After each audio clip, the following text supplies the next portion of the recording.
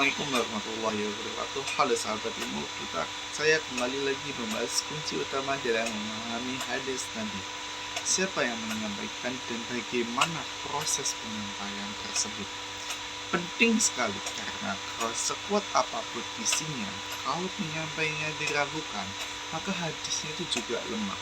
Yuk kita kupas tuntas sistem filter paling canggih dalam sejarah Islam. Perawi adalah orang yang meriwayatkan atau menyampaikan hadis dari Muhammad SAW hingga sampai ke kita.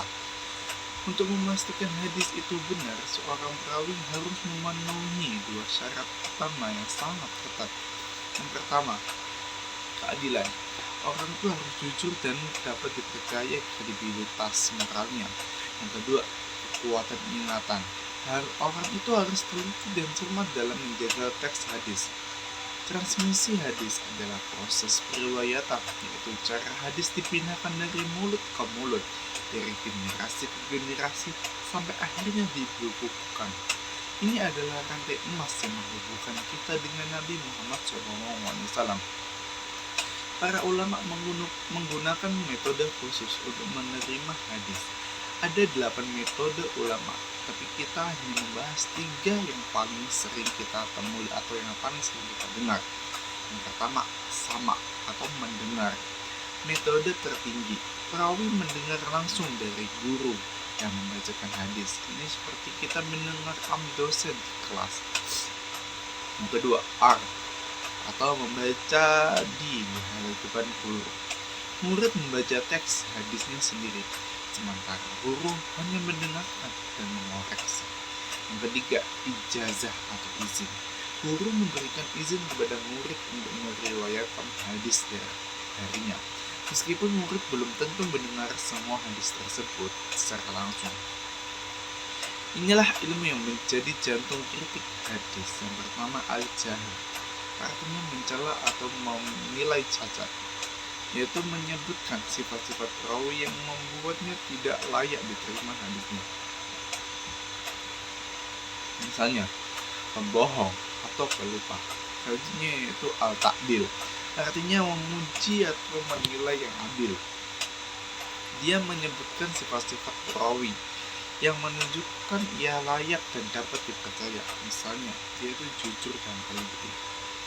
Peranan ulama kritikus perawi hadis adalah inspektur kualitas yang mengidentifikasikan hidupnya untuk mengumpulkan informasi detail tentang ribuan perawi.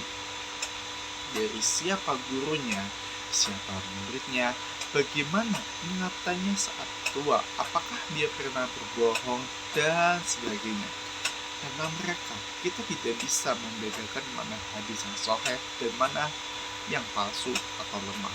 Para ulama menggunakan lafal khusus yang berjenjang untuk menilai perawi, dari yang tertinggi hingga yang paling terendah.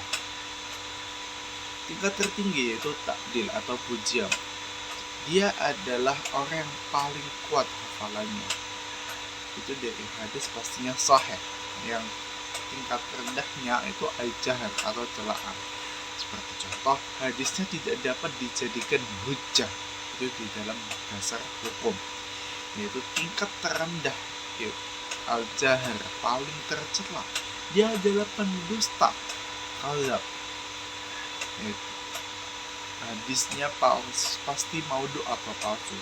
Kitab-kitab al-jahl wa al-ta'dil, semua hasil penelitian kritis ini dikumpulkan dalam kitab-kitab khusus seperti kitab Tarikh Al-Kabir karya Imam Bukhari, yang kedua kitab Al-Jahl wa Ta'dil karya Ibnu Abi Hatim. Nah, cukup sekian dari penjelasan dari saya. Semoga materi ini bisa bermanfaat dan memotivasi Anda. Jangan lupa like, comment, dan subscribe, dan jangan lupa tulis kolom komentar hadis apa yang ingin Anda coba. Akhirul kalam, wassalamualaikum warahmatullahi wabarakatuh.